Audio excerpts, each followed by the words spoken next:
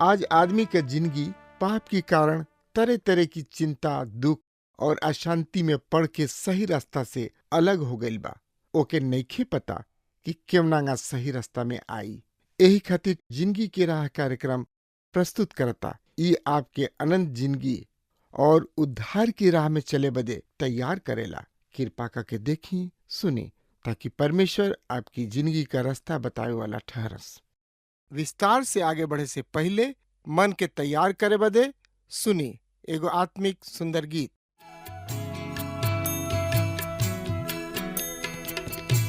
यीशु के शरणवा में शांति मिली है भाई, यीशु के आराधना में मन दा लगाई, यीशु के आराधना में मन दा लगाई, यीशु के आराधना में।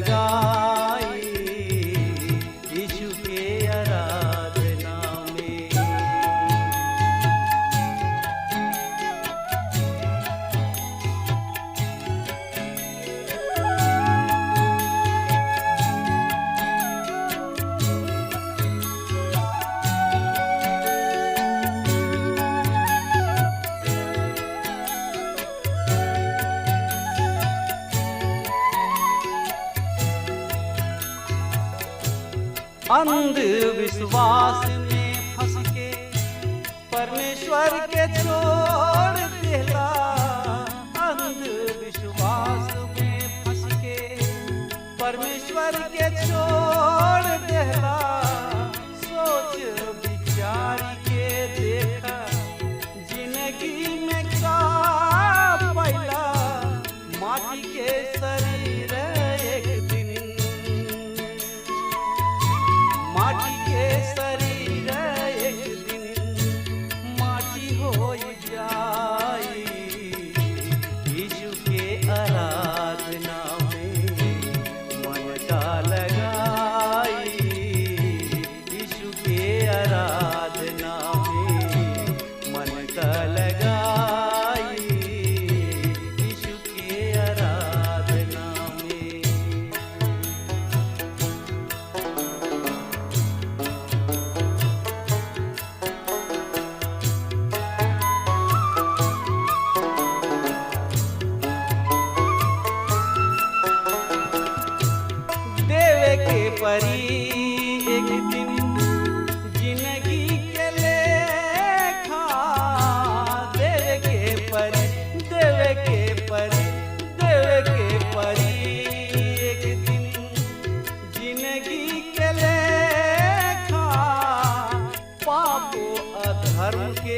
आपन करमवा के देखा, पापो अधर्म के आपन करमवा के देखा, बाप पूत हित नाथ,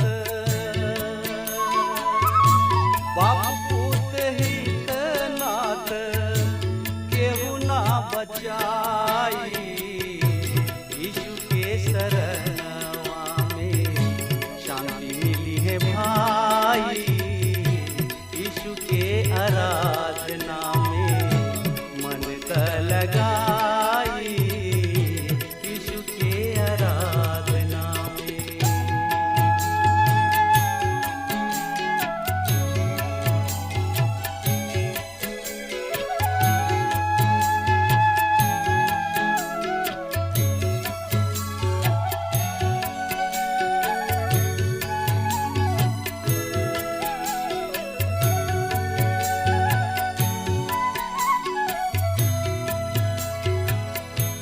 परमेश्वर पिता ई दिहलन सुंदर मनुष्य तन, परमेश्वर पिता ई दिहलन सुंदर मनुष्य तन, दारू गांजा भांग खाई के बिगाड़ देहला सुधा मन, दारू गांजा भांग खाई के बिगाड़ देहला सुधा मन, आखिरी में जीने की, आखिरी में जीने की बेकार हो जाई, यीशु के आराधना में। प्रभु यीशु मसीह के नाम में रुआ के नमस्कार बा। आज के अध्ययन के शुरू करतानी, जैसे कि हम रुआ के बतौनी कि आज मीका नबी की किताब के चौथा अध्याय के शुरू करे के, जौना के विषय है अंत के दिन के विषय में नबूवत। मित्र, हमने के मीका नबी के ए छोट नबूवत के तुलना यहूदी कैलेंडर से कर सकतानी जा। एकर दिन संध्या से शुरू होके भोर के पूरा होता। ए तरी मीका नबी के भी अंधकार अर्थात राति से शुरू होता। और जैसे हमने के देखनी है जा कि पहला 3 अध्याय दंड के घोषणा करता, पर यह दंड के अंधकार में हमने के प्रकाश के एक किरण के चमकत देखतानी। और यह नया खंड में मीका भविष्य के महिमा के घोषणा करताने। सो आई रुआ हमरा साथ निकाल ली मीका नबी की किताब 4 अध्याय के 1 से 5 पद एह तरी से बखान कर रहल बा। अंत के दिन में ऐसन होई कि यहोवा परमेश्वर के भवन या पर्वत सब में सर्वोच्च ठहरी हैं। उ सब पहाड़ से अधिक ऊंचा कइल जाई, और उहवा जाति सब धारा के समान उमड़ पड़ी, और अनेक जाति आके कही कि अब हम यहोवा परमेश्वर के पहाड़ पर चढ़ी जा, हमन के याकूब के पहाड़ के भवन के चली जा, कि ऊ हमनी के आपन राह दिखावे, और हमनी के उनका पथ पर चली जा। काहे कि सियोन से व्यवस्था है, यरूशलेम से यहोवा के वचन निकली हैं, और अनेक जाति सब के न्याय करी हैं, और दूर दूर के पराक्रमी लोगन के झगड़ा सब के निपटारा करी हैं। तब ऊ अपना तलवार सब के पीठ के हल्का भाव और अपना भाव से हंसुआ बनाई हैं। तब एगो जाति दूसरा जाति के विरुद्ध फिर तलवार ना चलाई हैं, और लोग फिर युद्ध के प्रशिक्षण ना करी हैं, और ओकरा में से हर एगो आपन दाखलता तथा आपन अंजीर के पेड़ के नीचे बैठी हैं, और उन्हें ठहरावे वाला केहू ना होई। काहे कि सेनाओं के यहोवा परमेश्वर अपना ही मुंह से ई कहले बाणे। यद्यपि देश के सब लोग अपना अपना देवता सब के नाम से जनी है, हम उ अपना परमेश्वर के नाम से सर्वदा चलत रही हैं। हाँ श्रोता मित्र, भाई बहन, ई अनुच्छेद पवित्र बाइबल के बहुते महत्वपूर्ण अनुच्छेद बा। पुराना नियम में अंत के दिन एगो तकनीकी शब्द से संबंधित बा। ई एगो तकनीकी शब्द ह जना के एगो खास अर्थ बा। हमने के प्रभु यीशु मसीह एकरा के क्लेश अर्थात महाक्लेश के नाम से संबोधित कैलन। मत्ती रचित सुसमाचार के 24वां अध्याय के 21वां पद में प्रभु यीशु मसीह ऐसन कहले, हम एकरा के महाक्लेश के नाम दे सकतानी। काहे कि प्रभु यीशु मसीह एकरा के महाक्लेश के नाम देले बने, जौन की आखिरी दिन के शुरू करता। एकर संक्षिप्त समय 7 बरिस बा। ए महाक्लेश के युग के पश्चात प्रभु यीशु मसीह पृथ्वी पर वापस आई हैं और आपन राज स्थापित करी हैं। और ऐसे जब मीका आखिरी दिन के बात करताने तो वहाँ महाक्लेश तथा ओकरा पश्चात के समय के देखताने। उ दूर भविष्य के देख रहल बने। उ इसराइल के भविष्य के ओर देख रहल बने। ना केवल इसराइल के वरन प्रभु यीशु मसीह पर विश्वास ले आवे के प्रत्येक विश्वासी जन के उज्जवल भविष्य के ओर नजर बा। पहला पद में यहाँ पर बतावल गइल बा कि अंत के दिन में ऐसन होई कि यहोवा परमेश्वर के भवन के पहाड़ सब में सर्वोच्च ठहरी हैं। उ सब पहाड़ से अधिक ऊंचा कइल जाई और जहाँ जाति सब धारा के समान उमड़ पड़ी। प्रिय श्रोता मित्र भाई बहन, यहोवा परमेश्वर के भवन के पहाड़ सब में सर्वोच्च ठहरी। अब यहाँ पहाड़ शब्द विशेष अर्थ रखता। पहाड़ शब्द पवित्र बाइबल में शाब्दिक रूप तथा प्रतीकात्मक रूप दोनों में प्रयोग कइल गइल बा। दानियल नबी अपना ग्रंथ के दूसरा अध्याय के 34 और 35 पद सब में एकरा के प्रतीक रूप में प्रयोग करताने। और वहाँ उ ए तरी से बतावताने, जब नबुकदनेस्सर राजा सपना देखले त उ ओह विशाल मूर्ति के सपना के अर्थ बतावल उ एह तरी से बतावताने, तब तू देखत ही रहा। तब एगो पत्थर बिना हाथ लगौले ओह मूर्ति के लोहा और माटी के पैर पर गिरल और ओकरा के पीस डलले। तब लोहा, माटी, कासा, चांदी और सोना सब एक साथ चूर चूर हो गई और ग्रीष्म काल में के खरिहान के भूसा के समान हवा में उड़ गई और एकर नामो निशान तक ना रहल। हाँ श्रोता मित्र भाई बहन, और उ पत्थर जे मूर्ति के तुरले रहन एगो बड़ पर्वत बनल, जौना से सब पृथ्वी भर गइल। मित्र, उ पत्थर ओह मसीह के विषय में बतावता जौन की आवे वाला रहन। उ पत्थर एगो महान पहाड़ बन गइल, जैसे कि यहाँ दानियल नबी की किताब में बतावल गइल बा।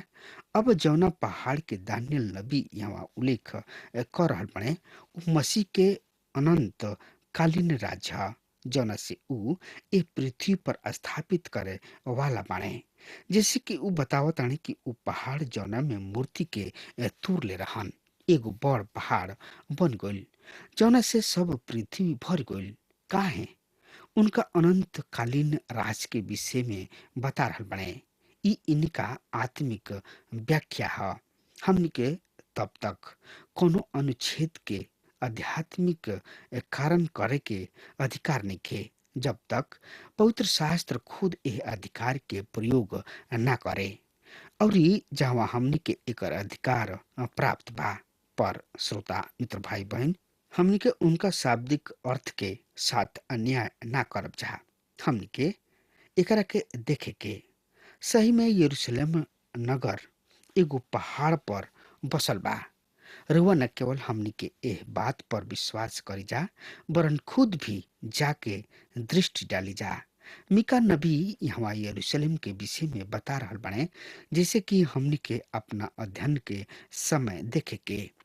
और 1000 बरिस राज के केंद्र यह स्थान हुई। यरूशलेम ओ समय एह पृथ्वी की राजधानी हुई।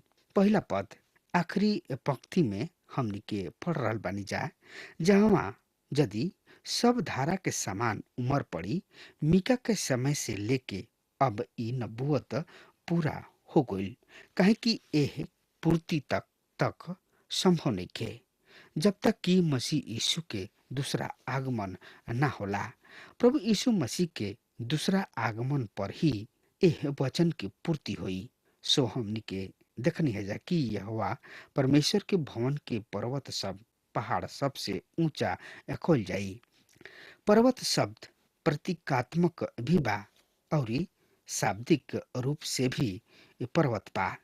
दानियल नबी की किताब में हमनी के देखनी है जा कि एकर प्रयोग प्रतीक के रूप में कइल गइल, जिससे कि हमनी के दानियल नबी की किताब के दूसरा अध्याय के 34वां पद में देखनी है जा। वहाँ हमनी के बतावल गइल बा कि यहाँ ई पत्थर प्रभु यीशु मसीह हमें। दानियल मसीह और उनकर राज के विस्तार से विषय में वहाँ पर बता रहल बा, पर मीका नबी भी यहाँ यरूशलेम के विषय में बोल रहल बाड़े। यरूशलेम नगर एगो पहाड़ी पर बसल बा। 1000 बरिस से राज के केंद्र यरूशलेम नगर ही होई और ई विश्व राजधानी होई। तब दूसरा पद में हमने के बतावल गइल बा कि इसराइल सब के वर्तमान पूर्णवास मीका के नबुवत के पूर्ति ना ह, जैसे कि यहाँ पर पढ़तनी जा। और अनेक जाति आके कही है कि आव लोग हम के यह परमेश्वर के पहाड़ पर चढ़ी जा, हम के याकूब के परमेश्वर के भवन के चली जा कि वो हमनी के आपन राह दिखावस और हमनी के उनका पथ पर चली जा।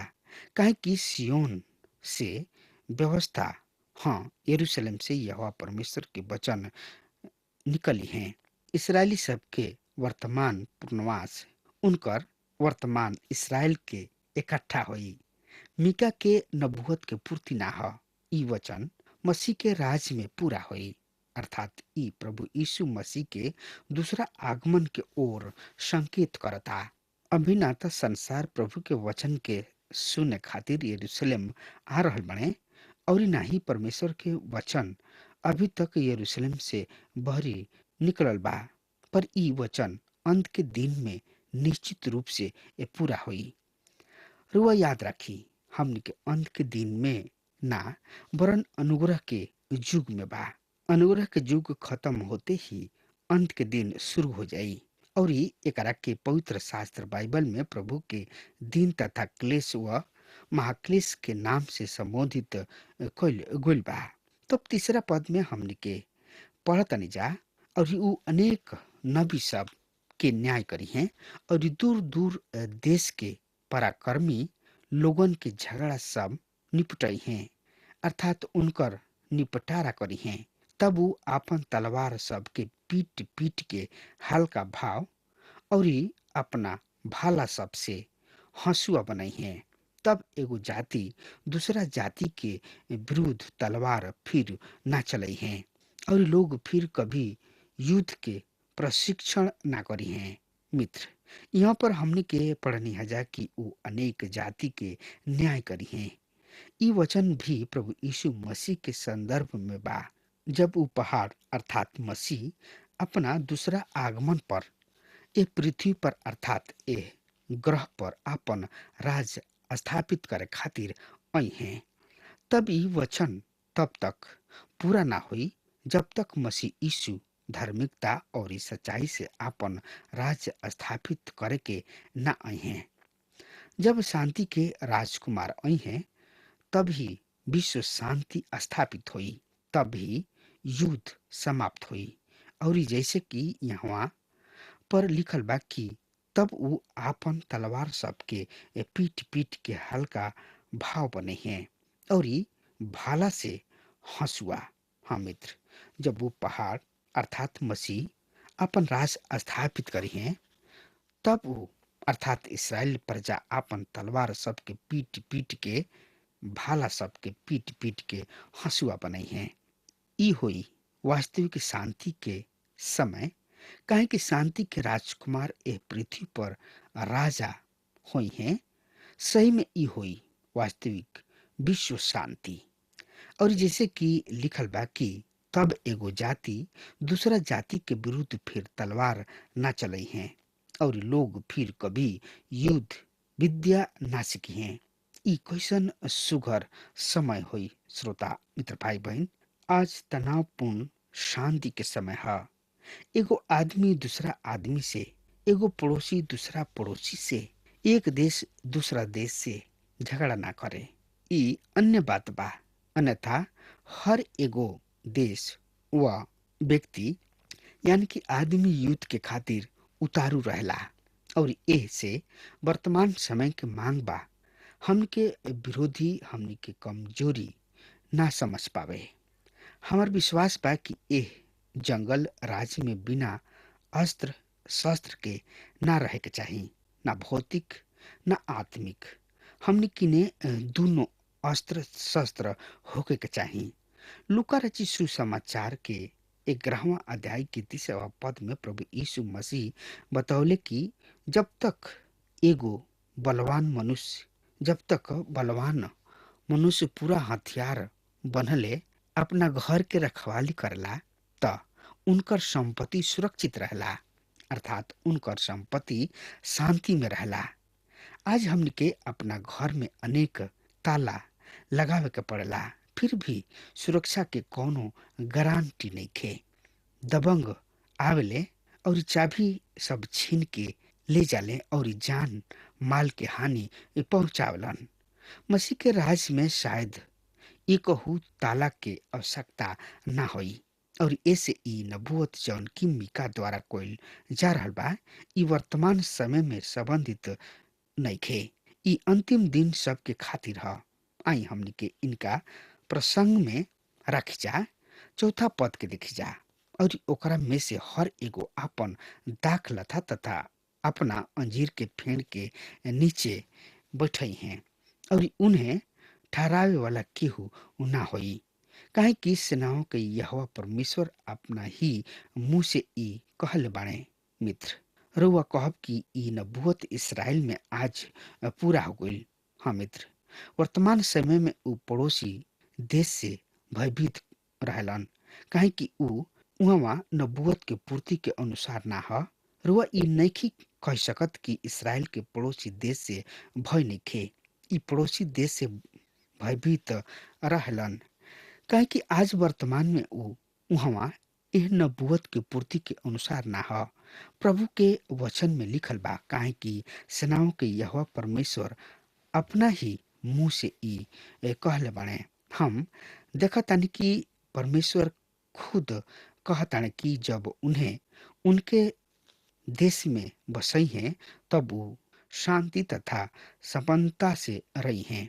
5वां पद में हम देखतानी यद्यपि देश देश के सब लोग अपना अपना देवता सबके नाम से चलेलन, हम तो वहाँ यह परमेश्वर के ही नाम से सदा सर्वदा चलत रही हैं। अब यहाँ विचार ई बा कि बीते समय में इसराइल आपन आपन देवता सबके पीछे चलत रहन, जैसे कि दूसरा राजा ओकर 17वां अध्याय के 32 और 33 पद से प्रकट होता, जहाँ लिखल बा ऊ यहोवा परमेश्वर के ही नाम लेत रहन, अर्थात ऊ यहोवा परमेश्वर के भी भय मानत रहन तथा अपना बीच से ऊ अपना खातिर ऊंचा स्थान सबके याचक भी नबूवत करत रहन, जौन की ऊंचा स्थान के भवन सबके खातिर बलिदान चढ़ावत रहन। और 33वां पद में बतावल गइल बा कि ऊ यहोवा परमेश्वर के भय मनावत तरहन पर जौना जाति सबके बीच से ऊ निर्वासित कके ले आवल गुलन उनका विधि सबके अनुसार अपना अपना देवता सबके उपासना भी करत रहन, पर भविष्य में अपना परमेश्वर यहोवा के नाम से ही सर्वदा चलत रही हैं। यहाँ प्रभु के वचन 5वां पद में एह तरी ही बतावता कि वो परमेश्वर यहोवा के ही नाम से सदा सर्वदा चलत रही हैं। तब 6वां पद में लिखल बा यहोवा परमेश्वर के ई बाणी बा कि ओ दिन हम लंगड़ा सबके जमा करब, खदेरल सबके अर्थात उनका के जौना के हम दुख देले रही बटोर के ले आई, मित्र, वो दिन से का तात्पर्य बा? वो दिन उ वाक्यांश हमनी के याद दिलावता कि परमेश्वर अभी भी 1000 वर्षीय राज के विषय में बोल रहल बने। हाँ मित्र, ई लंगड़ाए वाला खदेरल जौना के परमेश्वर दुख दिल बने की ह ई कोनो अन्य ना वरन परमेश्वर की निज प्रजा इसराइल ह। आचार्य जॉन वर्णन माइकी बतौले कि जब वो यरूशलेम भ्रमण पर रहन, उनकर भेंट एगो यहूदी से भइल। उ जाति सब के सताव के पश्चात जीवित बच गइल रहन। उ आदमी बतौले कि अब उ नास्तिक हो गइल बाड़े। उ अब यहूदी भी नहीं खन, अर्थात उ परमेश्वर के अस्तित्व के नकार देले बाड़े। अब उनका खातिर कोनो परमेश्वर नहीं खन। कारण पूछला पर बतौले कि हमरा संकट व क्लेश के समय परमेश्वर कहवा रहन। जब आचार्य जी उनका से पूछले कि भाई, तू परमेश्वर पर से विश्वास काहे हटा लिहला, अब तू नास्तिक काहे हो गइल बड़ा, तब वो एकर कारण ई बतौले कि जब हम नाजी सब के द्वारा सतावल जात रहन, हमरा किने संकट और क्लेश रहे, तब ओ समय ई यहोवा परमेश्वर कहवा रहन। अब वो नाजी क्रूरता से यहूदी सब के नाश करत रहन। उ ओ समय काहे ना बचावलन, हमरा के काहे ना अपना गले लगौले। आचार्य जी ओ यहूदी आदमी से कहले कि ई सच तो बा कि परमेश्वर उहे आस पास रहन। जी हाँ मित्र, आचार्य जी उनका के बतौले कि ऐसे नहीं खे कि परमेश्वर कहीं सुत गोल होखस, कहीं चल गोल होखस। उ उहमे आस पास रहन। हो सकता कि अपना मुसीबत के खातिर परमेश्वर के दोषी ठहरावे चाहलन। उ यहूदी जवाब दिले, हम निश्चित रूप से परमेश्वर ही के दोषी ठहराइब। यदि कोनो परमेश्वर बाणे त उ उत्तर के काहे ना हमरा के बचौले, उ हमरा के जवाब काहे ना दिहलन, उ हमरा सहायता के खातिर काहे ना अइलन। तब आचार्य जी उनका के बड़ा ही कठोर शब्द में जवाब दिले। उ कहले, ना, तोरा ऐसन करे के, ऐसन कहे के कोनो अधिकार नहीं। तू परमेश्वर के ए तरी नहीं कह सकत, काहे कि तू लोगन के हम सबसे पहले ई अवसर प्राप्त भइल कि तू परमेश्वर के भली भांति जाना, पहचाना और उनका आज्ञा के पालन करा। परमेश्वर द्वारा ही पूर्वज सबसे पहले बातचीत कैलन। हाँ श्रोता मित्र भाई बहन, अब हमार समय खत्म हो रहा बा। तब तक खातिर वो हमरा के आज्ञा दी। परमेश्वर हुआ के बहुत ही आशीष देस। आमीन। हमके विश्वास बा कि ई कार्यक्रम आप सब खातिर फायदेमंद सिद्ध भइल होई। अगर आप सबके लगे बाइबल से चाहे आपकी निजी जिंदगी से कोनो सवाल होके, चाहे कोनो समस्या खातिर प्रार्थना करावे चाहतनी, तो हमारी फोन नंबर पर जरूर संपर्क करें और आज का दिन आप खातिर सुखद बना।